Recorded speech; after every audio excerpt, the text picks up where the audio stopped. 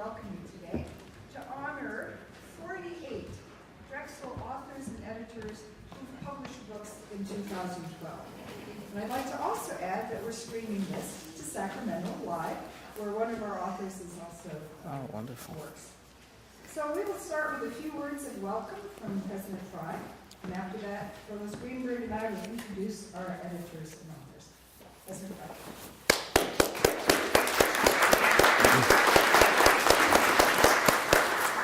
Welcome, everyone. This is really a special event. It's the start of a new tradition. This is the first time that I guess we've done this in an organized way. It will certainly be the first of many, and this is really something to celebrate. And I'll mention a few things in going through the program that I observed, but I want to say that there are many wonderful aspects of my job, but really one of the nicest aspects of my job is when a faculty member will stop by with his or her latest published book and inscribe it for me, and I can put it in my library. And it's just a moment. It makes you realize why you're here, why you serve a wonderful institution like Drexel, because in the end this is about the life of the mind and about furthering our work in terms of expanding knowledge. And when faculty publish books or edit books, it's a reminder that this is such a great creator and repository of knowledge. And moments like this, especially in convivial settings like this, are just so important to the life of a university. So I want to start by just congratulating all of you, because this is a really big deal from where I sit, because I just think it just shows the enormous productivity of our institution, of our faculty, the fact that it's not just publishing and editing books, but you're also teaching. There's a huge amount of other related scholarship. There's so much service that's required, and it really becomes such a well-rounded place as a result. But when there's a sort of an event like this, it just reminds you how proud you are to be at a place like Drexel. And in reading through the program, three things struck me about the collective activity. The first is the breadth of work done by our faculty, and I'm sure you've had a chance to look through the program, but it's really pretty amazing how much of a span that we have here from an intellectual standpoint, and it's part of our comprehensiveness that's so important to continue to cultivate and expand. The second is that every college and school is represented, and that means we have a really well-balanced university from a scholarly perspective. And the last is the sort of broad range of inquiry and methodology that is used to create these works. And really we're on the continuum from theory to practice and everywhere in between. And it's nice to see people working in so many different modes. And so again, I think this, for our institution, this really is a moment of enormous pride in all of you, and in the fact that Drexel has come so far to have such a productive faculty and such a distinguished faculty. It's a moment of incredible achievement for our authors and our editors, and I want to congratulate you. I can only imagine how much blood, sweat, and tears gets put into each of these volumes, and it must be just an amazing moment for each of you to feel like we're done, and this is the latest contribution, and getting ready to think about what you're going to do next. And I think the intersection between what this means as an institution and what it means for you individually, it's really this sort of great nexus of research and creative expression that Drexel is really becoming, that nexus, and that I think is our collective aspiration for the place. I want to thank Danuta and I want to thank Mark for hosting us today. This is really a wonderful and thoughtful thing, and again, a great new tradition that I know all of us will look forward to each and every year. And so I want to just say congratulations again, say how proud I am of you, how proud of you all of us are here at our university, and I'll turn this back to Danuta. So thank you.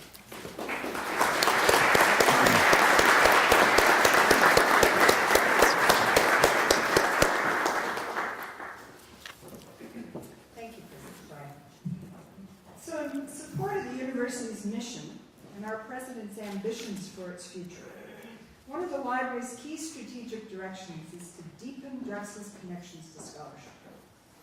And as President Fry notes, we aim to do so in part by recognizing our campus book authors and editors today. So the first challenge, though, is how to identify who's written books on this campus. When we first imagined this event, despite all the bibliographic resources available to us and a fabulous team of librarians, We had no idea how many contributions would be coming from the Drexel community for this foreign scholarship. So I'd like to really thank Jenny Lee, the library's marketing and events associate, for really working hard these last few months with the communications staff around campus and all your schools, Office of Protocol, the deans and the directors, and the provost office to help us discover and highlight these colleagues. As a result of this, I am very proud to say, as President Fry noted, every school and college, including the Academy of Natural Sciences, Drexel, and Sacramento, are represented today by 18 editors and 34 authors whose efforts have produced over 30,000 pages in books. First of all, let me apologize to anyone we've overlooked, and do let Jenny and I know if you know of anybody who's published a book last year who we missed. This is a point for a plug. So the Evolving Faculty Portfolios program will help us identify faculty achievements in coming years. And I'm going to ask you to look at the back of your program for some information about this program. We'll be hearing more about it in the months to come. Our donated copies of the books will be on display in the Provost's case downstairs and on his website. And the libraries will acquire at least one copy of each for the university archives, so as not to shortchange any of you of your royalties. So now it's my pleasure of introducing the Drexel editors of books published in 2012 that we were able to identify. As I read each editor's name, I ask that here she come forward, and if we could ask Provost Greenberg to join him in the front of the room.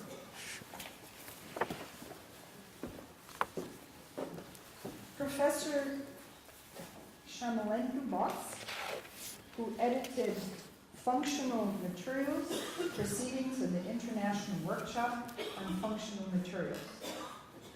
I'm not sure if all our editors are here.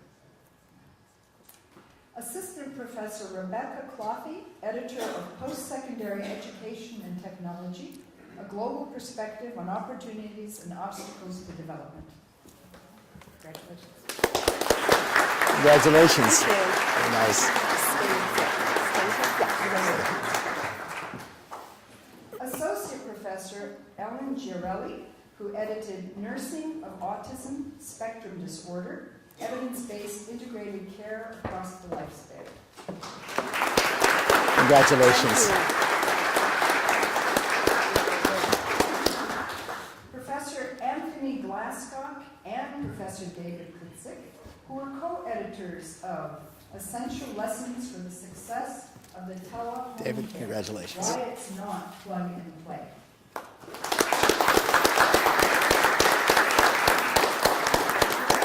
A first-year writing program, and Assistant Professor Rebecca Englis, who edited Critical Conversations about Plagiarism. Congratulations, Rebecca. Professor Benjamin Lev, who edited Proceedings of the 6th International Conference on Management Science and Engineering Management. Congratulations, Ben. Professor Fu Lang, editor of Biosignal Processing, Principles and Practices.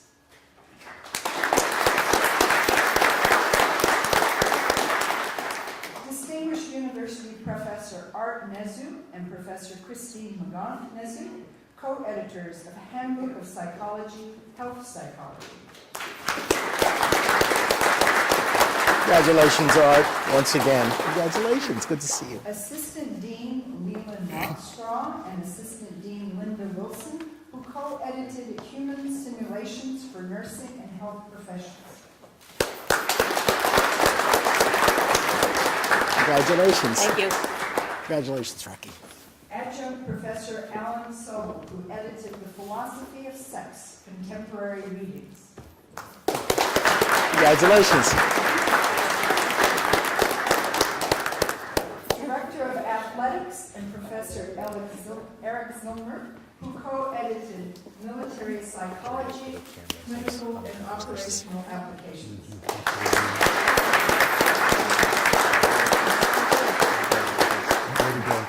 And finally, one book identified just yesterday, and thus we apologize for not including it in your program, is co-edited by Associate Professor H. Michael Greger, working with Faye Perlman-Malloy and Stephen Gambeskia, entitled Legal Issues Confronting Today's Nursing Faculty, a Case Study Approach.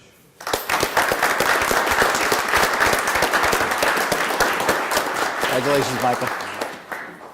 So, as we present you today with the Drexel editors of books published in 2012, please let's give them a congratulatory round of applause.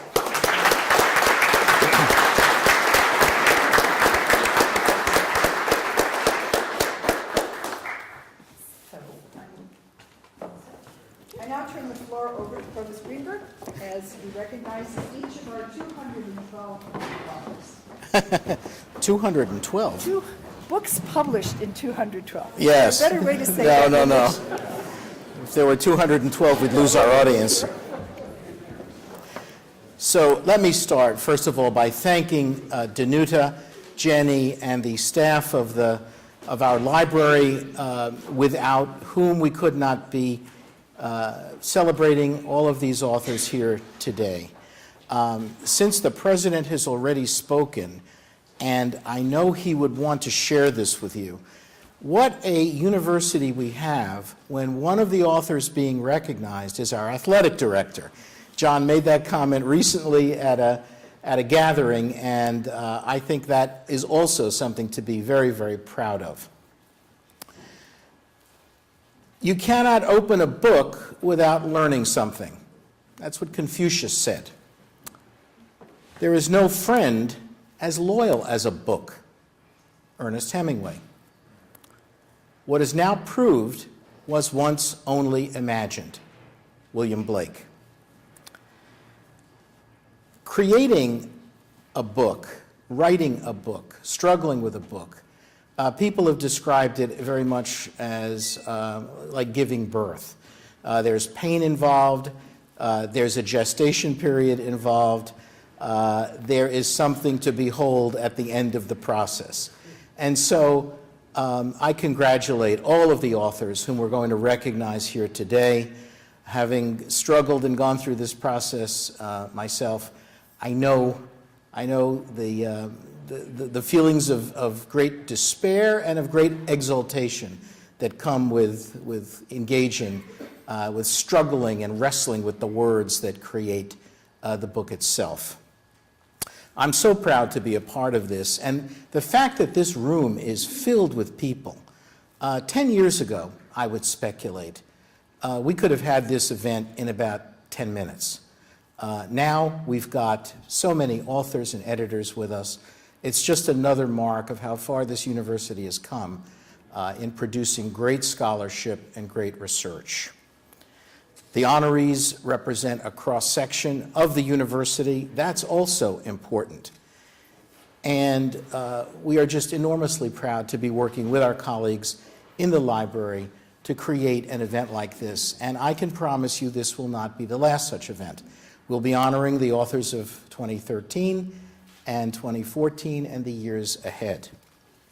And so let me introduce our authors, the first of whom is Robert McCracken Peck, a colleague from the Academy of National Sciences. He's unable to attend our event today because he's currently on leave as a visiting scholar at the American Academy in Rome. His book, A Glorious Enterprise, The Academy of Natural Sciences of Philadelphia and the Making of American Science, describes the founding and early years at the Academy. The first book penned about the Academy, it's a collection of short biographies of the fascinating people who made the Academy a world leader in scientific research, education, and exhibition. And if any of you have met Bob, he is a humanist par excellence. He is interested in a range of subjects, and the book is quite wonderful. It's filled with maps and pictures and very, very well-written text. From the College of Engineering, co-authors Young Cho and Alex Friedman provide engineers and scientists with a fundamental understanding of the physical and chemical phenomena associated with plasma discharge in liquids, particularly in water, in plasma discharge in liquid, water treatment, and applications. Congratulations.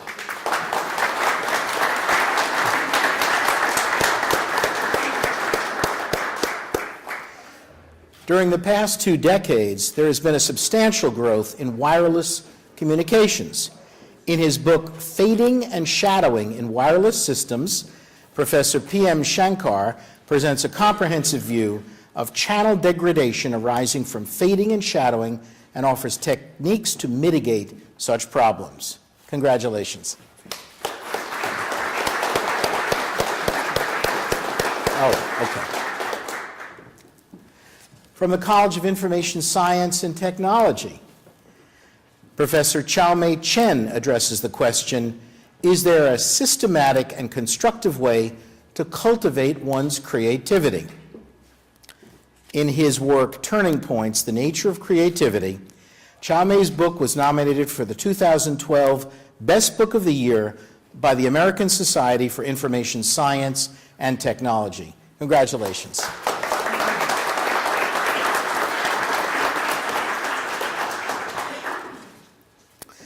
The Reader's Advisory Guide to Street Literature. Author Vanessa Irvin Morris sketches the history of street literature, showing why it appeals so strongly to readers. Her book emphasizes an appreciation for street lit as a way to promote reading and library use. I think she is with us here tonight.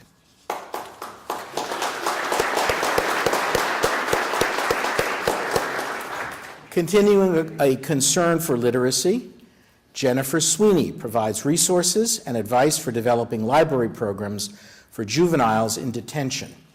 In her book, Literacy, A Way Out for At-Risk Youth. And in it, she recognizes that there are over 90,000 teens incarcerated in this country on any given day, and the average reading level for these people is 3rd grade for the typical 16-year-old in detention.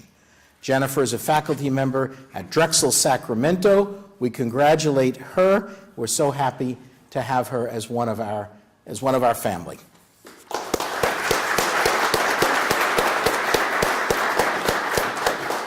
From the College of Medicine, Dr. Luther Brady provides more than 1,100 pages of definitions for terms in radiation oncology in his book, The Encyclopedia of Radiation Oncology. I think Dr. Brady is with us, but congratulations.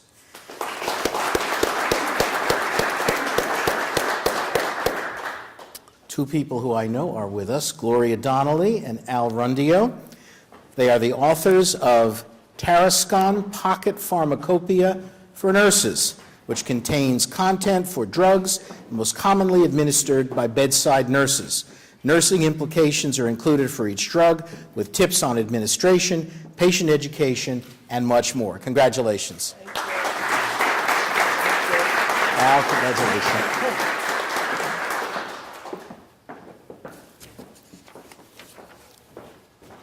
We invite Al. Al, if you would stay up here. You're a double author. And he is the author of The Nurse Manager's Guide to Budgeting and Finance. I would have thought Gloria would have been that person. And it provides essential information about the financial aspects of running a nursing unit. This is even more critical as healthcare costs continue to be the focus of our nation's attention. Congratulations.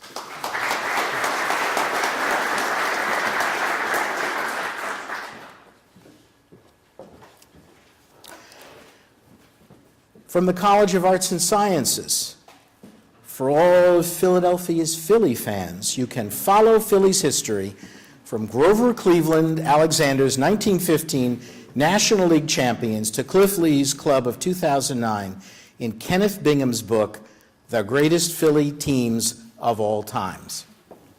Congratulations.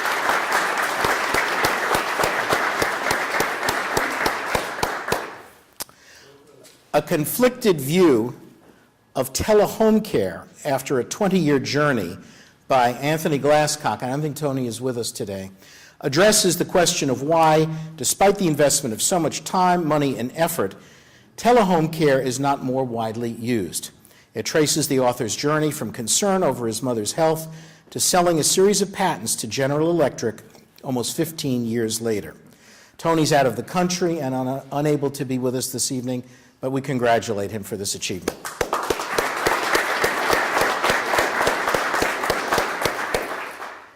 In Cassandra Hirsch's fictional book, Under the Linden Tree, Marianne Elizabeth Parsons' journal and letters tell the story of a dramatic year in her life, a year of questions she must ask herself and of her struggle against propriety, faced with a decision her careful upbringing never prepared her to make.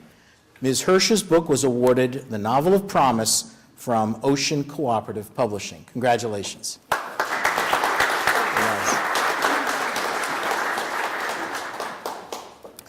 There are many opportunities for police officers to act like criminals. Drugs, bribes, falsifying evidence, unjustified force, and kickbacks. This is not the Drexel police force, by the way. Robert Kane examines these examples of police misconduct and more in Jammed Up, Bad Cops, Police Misconduct, and the New York City Police Department, which offers a comprehensive framework for understanding the issues of such misconduct. I don't think he is with us. Oh, you are here. Oh, come on up.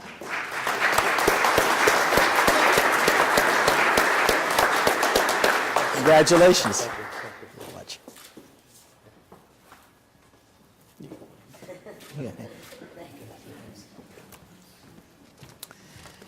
In Miriam Kotzen's novel, The Real Deal, her main character, the first Native American U.S. president, discovers that he is a pawn of his wealthy backers, which causes him to transform himself into the real deal, re-examining his political philosophy, his religious feelings, and his sexual identity. Congratulations, Miriam. Thank you. See you. Very well. Congratulations. The story of international do-it-yourself movement is told through rich ethnographic detail, in-depth historical analysis, and cutting-edge social theory in Brent Luvis's DIY Style, Fashion, Music, and Global Digital Cultures. DIY, do-it-yourself communities, are working to tear down the barriers between production and consumption, third and first world, global, and local. Congratulations.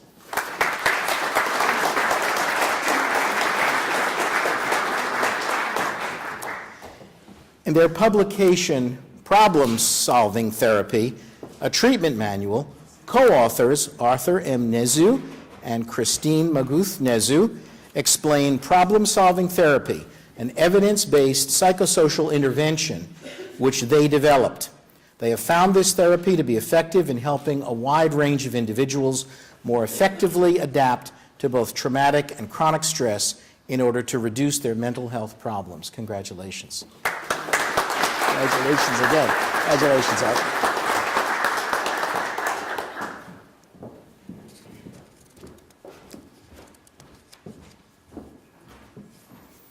I may be too young to read the next title. Citizenship from Below, Erotic Agency and Caribbean Freedom by Mimi Scheller revises the history of emancipation in post-slavery Jamaica, post-independence Haiti, and the wider Caribbean. Mimi offers new methods for creative use of archival sources concerned with intimacy, violence, citizenship, and erotic agency. Her work was nominated for the Gordon Kaye and Sybil Lewis Prize and the Elsa Govea Book Prize. Congratulations, Mimi. Very nice.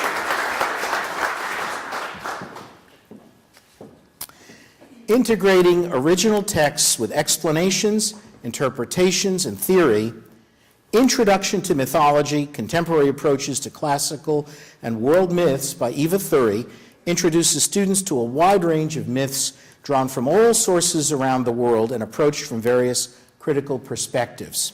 Eva is teaching a class right now and is thus unable to attend. A very good reason, but we congratulate her nonetheless.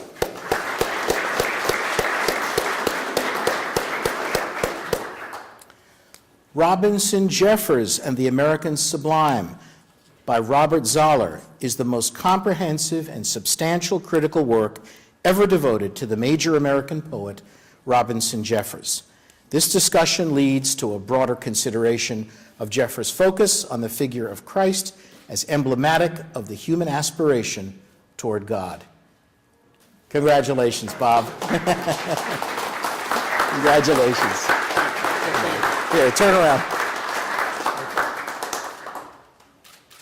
Congratulations.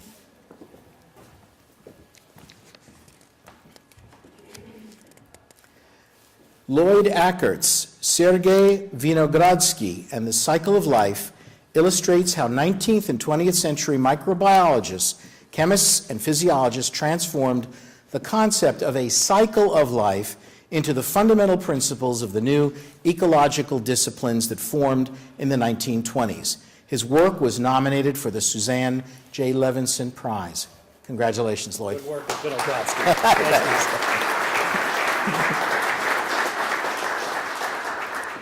From the Earl Mack School of Law, Donald Tibbs rekindles the debate over the triumphs and troubles associated with using black power as a platform for influencing legal policy and affecting legal change in his book, From Black Power to Prison Power, The Making of Jones v. North Carolina Prisoners' Labor Union.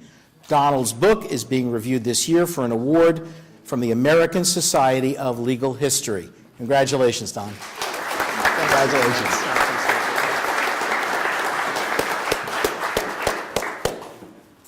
From the Goodwin College of Professional Studies, Joyce Pittman shows how learning needs drive technologies to transform virtual learning environments in her book, Transforming Future Learning Environments, a collection of writings from education to digital equity. Joyce's book ranked among the publisher's top 100 in the education and language category of pre-sales and orders. Congratulations. Congratulations.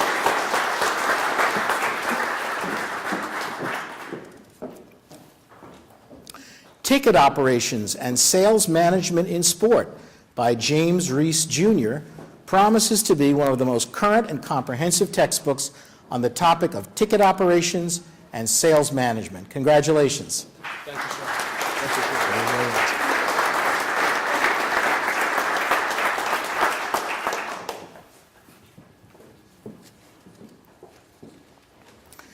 Richard Sievert, in his book, Cooperative Marketing in the Construction Industry, the powerful, low-cost way to grow your business, provides a structured method to help design and construction businesses increase sales and productivity by using marketing alliances. Congratulations.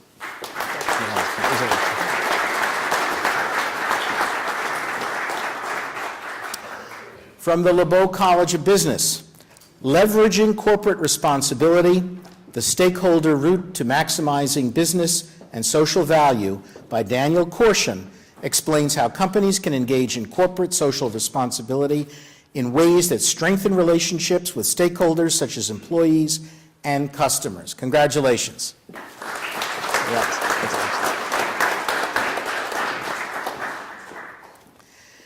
Stanley Ridgely's The Complete Guide to Business School Presenting offers a means of developing powerful presentation skills for individuals in the business field. It identifies 7 varieties of speaking that form the bedrock of superior presenting in the 21st century. We could use you at some of our meetings. Congratulations. By the way, this book was the recipient of the 2012 U.S. Book News Best Book Award in the category of Business and Careers, and his second book, Strategic Thinking Skills, a part of the Great Course series, offers a simple and comprehensive guide to the skills, tactics, techniques, tools, case studies, and lessons behind strategic thinking skills. So he has really been very productive in this area. Congratulations. Every day, billions of people and millions of industrial companies, businesses, institutions, and other organizations need and want millions of different products and services. Somehow, this must be sorted out for customers to get the goods and services when and where they are needed. This is the topic of Bert Rosenblum's book, Marketing Channels, A Management View. Bert, congratulations. Yet another publication.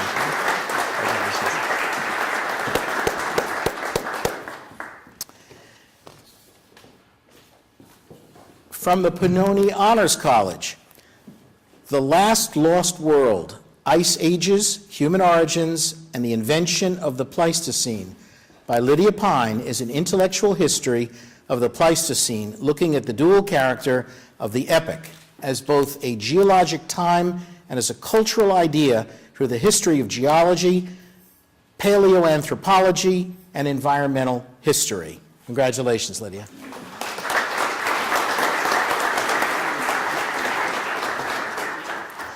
In the School of Biomedical Engineering, Science and Health Systems, Professor Donald McEachran introduces the concepts and applications of biological rhythms and advances the claim that biological rhythms are fundamental to life in Chronobioengineering, Introduction to Biological Rhythms with Applications. Don, congratulations.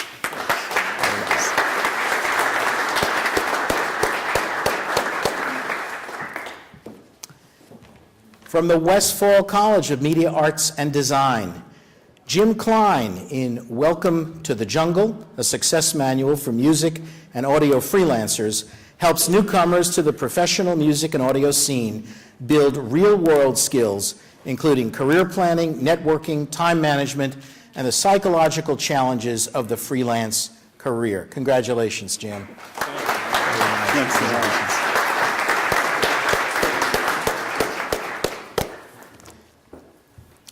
The first book to examine the Barnes Foundation's collection of Pierre-Auguste Renoir, Martha Lucy's Renoir in the Barnes Foundation, explores how and why Albert Barnes focused so intently on Renoir and reassesses Renoir's contested status as a true modernist. Martha, congratulations.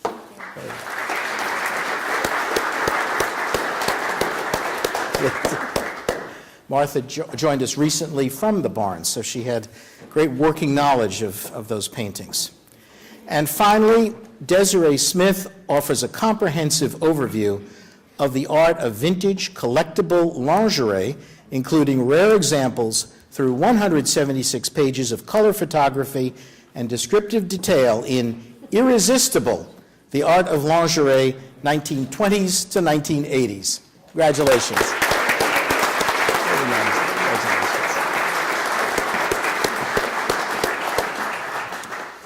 Let's have one more hand for our terrific Drexel authors.